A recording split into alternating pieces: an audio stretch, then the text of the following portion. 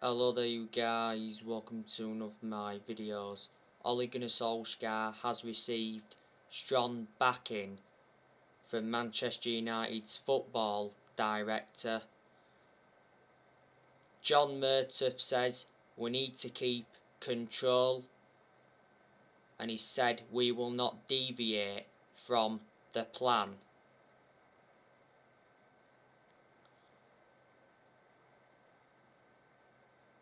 John Murtough backed Solskjaer well in the summer transfer window. We made the right decision recommending John Murtough in, because I said we needed a director of football, because I did mention that's one of the structural changes we needed at the club.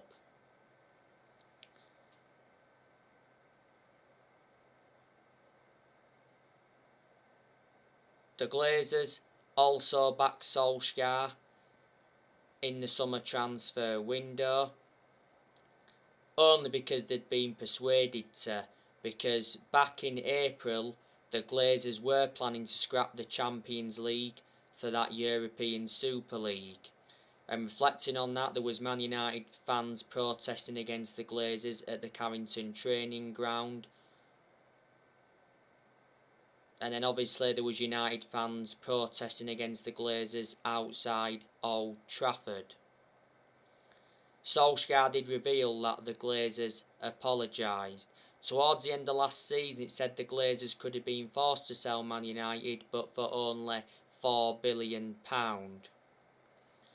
Now recently, it said the Glazers are selling 8% of Manchester United, and the shares worth 137 million. Revert back to what I said yesterday, will the Glazers sack Solskjaer? Well, recently the Glazers were unhappy with Solskjaer because of 3 players. The Glazers purchased the club for 500 million back in 2005. The Glazers have been at Manchester United for 16 years. Ed Woodward has also backed Solskjaer. A while ago, Woodward said he'd back Solskjaer, and he assured that Solskjaer's job was safe, even when we was enduring them bad periods when he was close to getting sacked. Woodward's leaving Man United. It got announced he was leaving back in April when that European Super League came into the equation. Woodward's had a 16-year association with the club. And in the summer transfer window, Darren Fletcher backed Solskjaer. We certainly made the right decision recommending Darren Fletcher back in.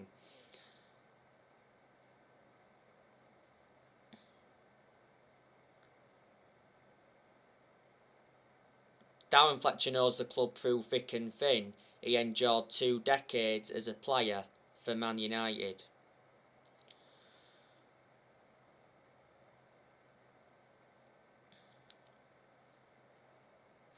Now, Solskjaer's future could depend on the next 10 games. Man United have got tough games coming up.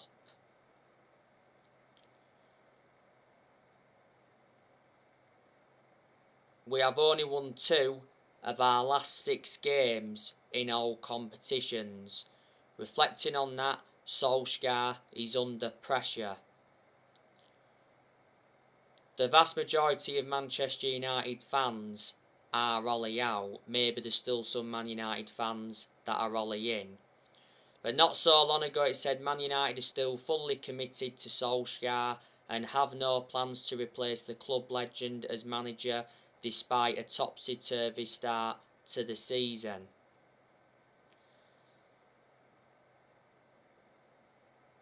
Now obviously you've got some Man United fans that want Antonio Conte to replace Solskjaer. You've got some Man United fans that are demanding Zidane to replace Solskjaer. Now if Man United do decide to sack Solskjaer eventually, he will be the 4th permanent manager to be sacked since Ferguson. We have sacked 3 managers since Ferguson. We sacked David Moyes after 10 months. David Moyes is probably the worst manager we've ever had. We finished 7th under the David Moyes era. We sacked Louis van Gaal after 2 years despite him winning the FA Cup.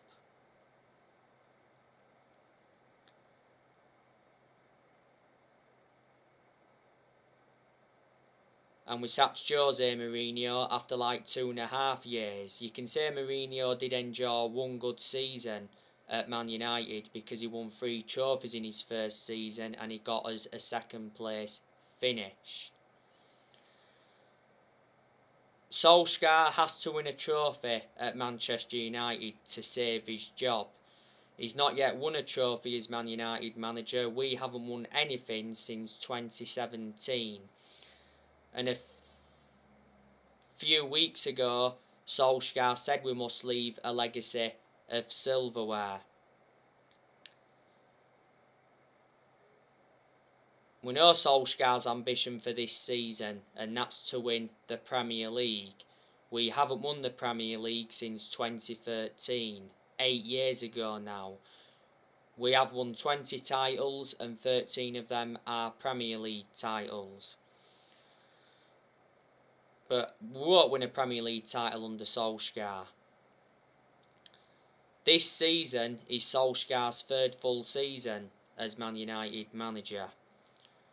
And I did mention at the start of this season that this season was going to be massive for Solskjaer because he's got big expectations to exceed. In December, Solskjaer would have been in charge of Manchester United for exactly 3 years. You know, he got appointed in December 2018 and he's been permanent Man United manager since March 2019. You know, the reason Solskjaer is still Manchester United manager is because he's a legend of the club. That's what's basically saved his job. Disregarding being a club legend, I can assure he wouldn't have been here by now because we've endured very, very bad periods under him where he's been extremely close to getting sacked. You know, before us, Solskjaer managed Molde. He endured 2 spells at Molde. He won a few Norwegian titles, like I said, but they're not a big club. And before then, he was at Cardiff, and his record at Cardiff was absolutely disastrous. The reason he got sacked from Cardiff is because he ended up getting them relegated. Don't forget, Ollie managed Man United reserve team for a couple of years, so he watched some of this team grow and develop. So Ollie has no proven pedigree as a manager, which is a concern. Plus, a lot of United fans have got strong reservations about his decision making. I'm definitely one of them. Analysing the vast majority of the games Solskjaer's managed at Manchester United, he's been tactically naive. But reflecting now on Solskjaer's been at the club, he has gained some managerial experience and he's learnt a few different things on the job, but there's still plenty of things Solskjaer's got to learn because he's still a young coach.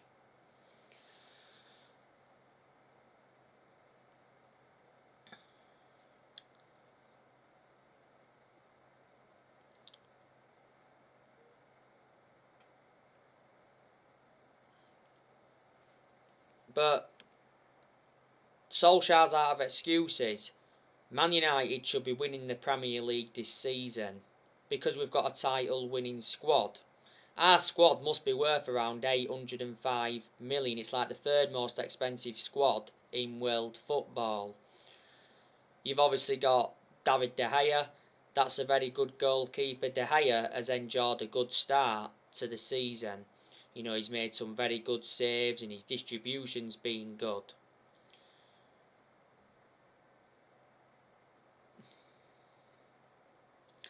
Don't forget De Gea reclaimed the #1 spot back. We know De Gea's staying at Manchester United for at least this season because when it was the summer, he said De Gea decided to cut short his holiday by 2 weeks to fight for the starting place, and he said De Gea is determined to fight for his Man United future.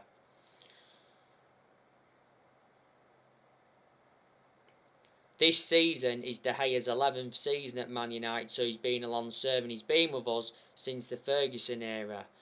De Gea has made mistakes in the last couple of years, but he's made up for that so far this season.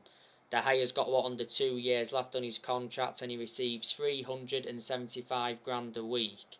But De Gea has won everything domestically at the football club, and he's made over 500 appearances for Man United in all competitions. Solskjaer's already hailed De Gea as the best keeper in the world after that fantastic performance he put out against Villarreal. He kept us in that game. You know, you've got Dean Henderson, that's also a good goalkeeper. Dean Henderson's only been in goal once so far this season. That was against West Ham in the Cup. He did well in that one, to be fair. Dean Henderson was out with COVID for a while. Said a few weeks ago that Dean Henderson wants a loan move away from Man United. Obviously with De Gea reclaiming the number 1 spot back. Dean Henderson got given the number 1 jersey towards the end of last season, and he did well in a lot of games last season. He made good saves and his distribution was good. Before the start of last season, Henderson signed a 6-year contract with Man United, so reflecting on that, he committed his future to the club, and Henderson's got that experience behind him because he endured 2 successful loans with Sheffield and he's had other loan spells before.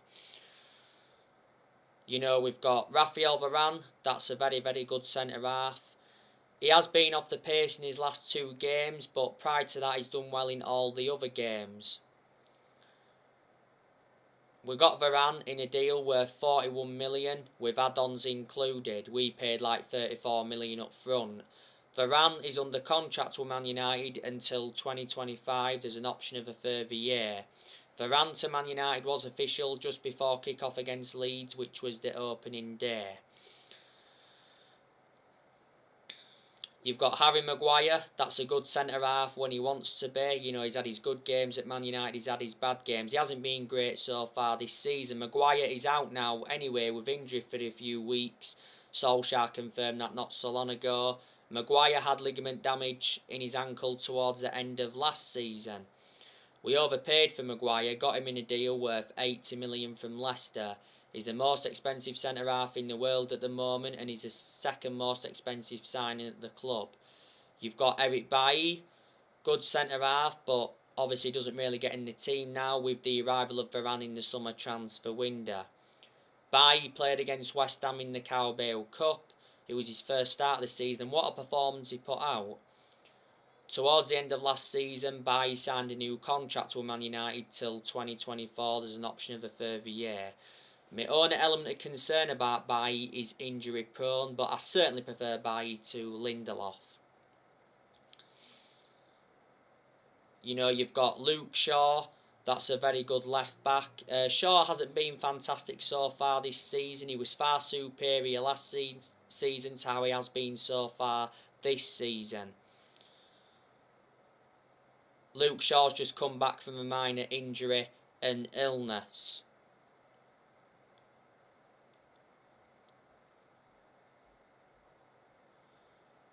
And I reckon Luke Shaw's had a good career at Man United, despite the injuries he's had. Shaw's been at Manchester United for 7.5 years, so he's been a long-serving player, and he's been our first choice left-back for a while, and he still remains our first choice left-back despite the arrival of Telles. And Wan-Bissaka, good right-back. Yes, there's aspects of his game that I've got to improve, but despite that, I still reckon he's one of the best right-backs we've had since Gary Neville. This season is Saka's 3rd full season at Man United. Got him for 50 million from Crystal Palace back in the summer of 2019. You've obviously got Paul Pogba. That's very good. He's enjoyed a good start to this Premier League season. He's already got 7 assists. Pogba produced good performances for Man United in the last couple of months of last season. Don't forget, at one point last season he was out with a thigh injury for a while. Now, on my recent video, I give you the news on Paul Pogba. Paul Pogba admits he always speaks to his ex-Juventus teammates, and Paul Pogba has refused to rule out a Juventus return after France beat Belgium. Earlier on this season, Paul Pogba's agent Mino Raiola suggested that Pogba could return to Juventus from Man United on a free next summer, because he did mention that Turin is still in Paul Pogba's heart. Well, Pogba enjoyed 4 good years with Juventus before he rejoined Man United. Now, obviously, earlier on this week, like I updated you, it said Paul Pogba wants to stay at Manchester United, and it said Paul Pogba wants to sign a new Man United contract worth £400,000 a week. That'd make him one of the best paid players. Well, Paul Pogba's current contract at Man United expires next summer. Before the start of this season, Pogba rejected a new Man United contract. And earlier on this season, it said Pogba's very likely to leave Man United on a free next summer.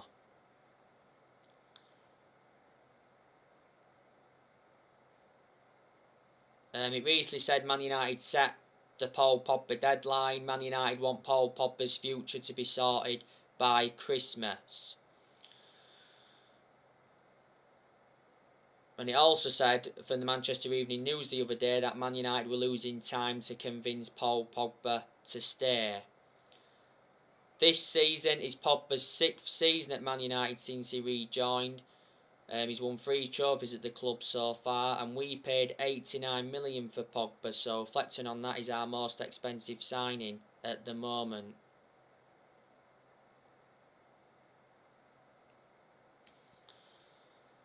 PSG also want Pogba. They're prepared to offer him $510,000 a week to prize him away from Man United. Pogba's been relentlessly linked with Real Madrid.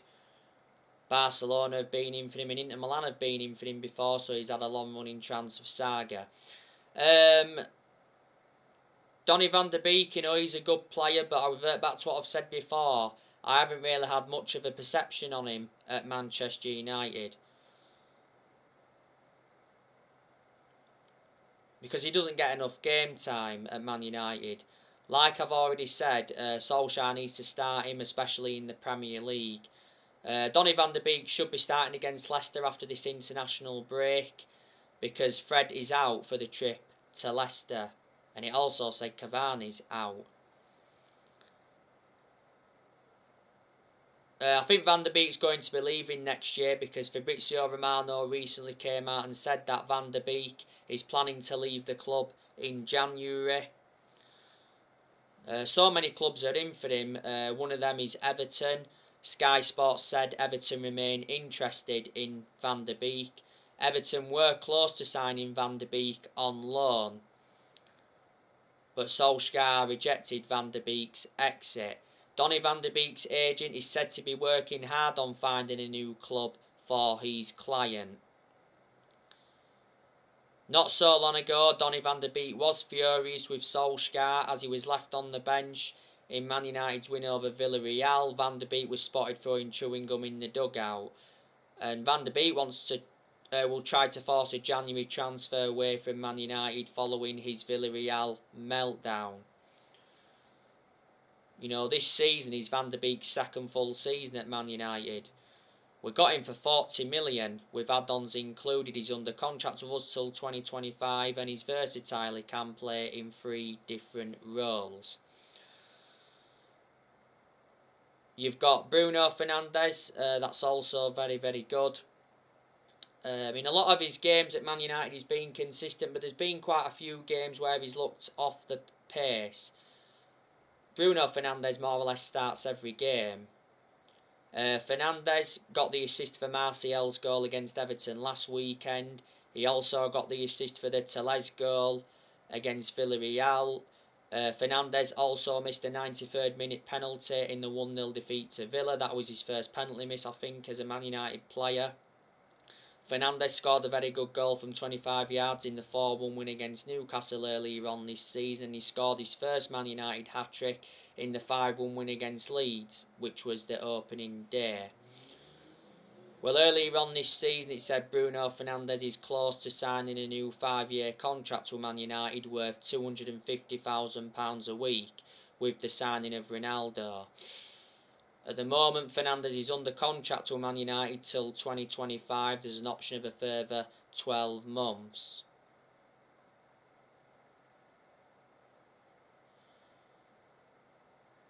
Last season, Fernandes won Player of the Year, and he's won Player of the Month quite a few times, reflecting on his good performances. We got Fernandes from Sporting Lisbon back in January 2020.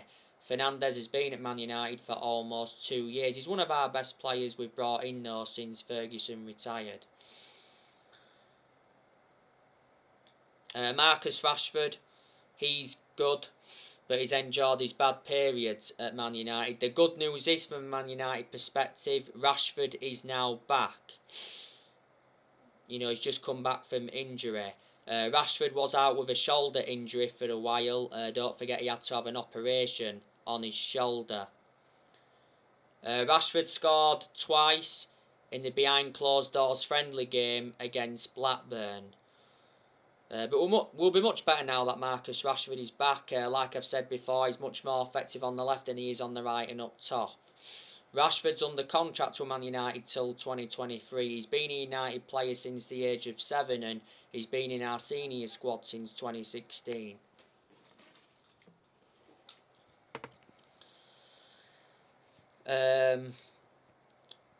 Obviously, we've got the best player in the world in Cristiano Ronaldo. Cristiano Ronaldo's done really well since he's re-signed. He's already scored 5 goals. Ronaldo saved us against Villarreal. Ronaldo scored in the 95th minute of stoppage time against Villarreal. But I'll revert back to what I've said before. Ronaldo can't keep saving Solskjaer at Man United. Now obviously, Ronaldo was annoyed with Solskjaer after our draw with Everton at Old Trafford. Ronaldo stormed down the tunnel. Solskjaer got criticised for not starting Ronaldo against Everton, and Solskjaer said he had no regrets over not starting Ronaldo. Ronaldo's already said that he wants to retire at Man United, and Ronaldo says then he wants to coach Cristiano Jr. in the Red Devils youth team. Prior to the Villa game, Solskjaer said he believes Ronaldo can keep playing for Man United into his 40s. He's 36 at the moment. Ronaldo has already hinted that he's looking to stay at Man United beyond his current contract. Ronaldo's under contract with Man United till 2023. There's an option of a further year. Ronaldo receives £480,000 a week. So he's the highest earner at Old Trafford.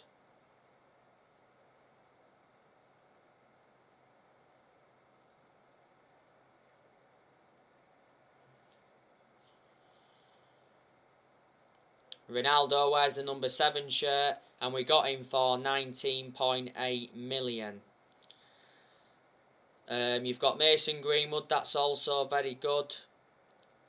He's got 3 goals in the league so far this season. Don't forget though, there was a long period where Greenwood didn't score, but despite that, I think he's been an absolute revelation since he broke into our senior squad. Greenwood made his senior debut for Man United back in 2019.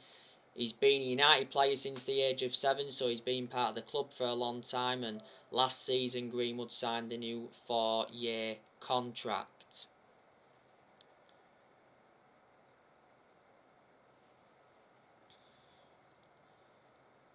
And Sancho, yes, he is a good player, but he's not enjoyed a good start to his Man United career. I said to you, didn't I, Solskjaer is failing Sancho at Manchester United at the moment because Solskjaer's played him out of position quite a few times. He plays him on that left. He can play on the left, but he's much more effective on the right than he is on the left. That right-hand side, though, is Sancho's predominant position. You can play Sancho centrally as well. But I said Sancho will do well at Man United, providing Solskjaer uses him correctly. It does take some players time, though, to settle in. Not so long ago, Borussia Dortmund warned Man United about the Jadon Sancho problem. Borussia Dortmund's CEO came out and said that Sancho's lack of game time at Man United is hurting my soul. You know, we got Sancho for what, 78 million with add-ons included, and he's under contract with Man United until June 2026. There's an option of a further year, and Edinson Cavani, you know, he's also made an impact since he's come in. So yeah, Man United have got a very, very good squad. There's obviously some players that aren't good. You know, Martial isn't good. You know, I think we're going to sell him next year.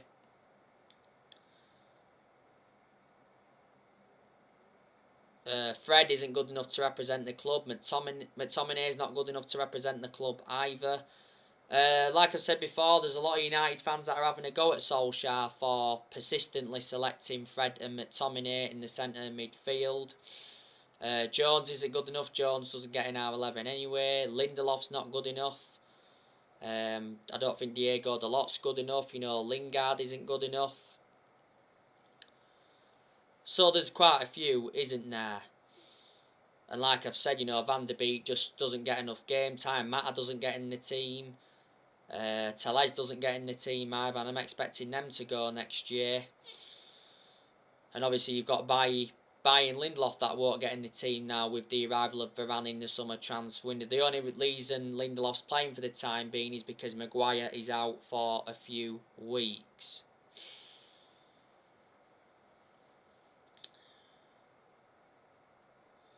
So anyway guys, that's everything to update you today. Drop me comments, likes below on the channel. If you do, consider subscribe as always, and take care. God bless. See you all again very, very soon.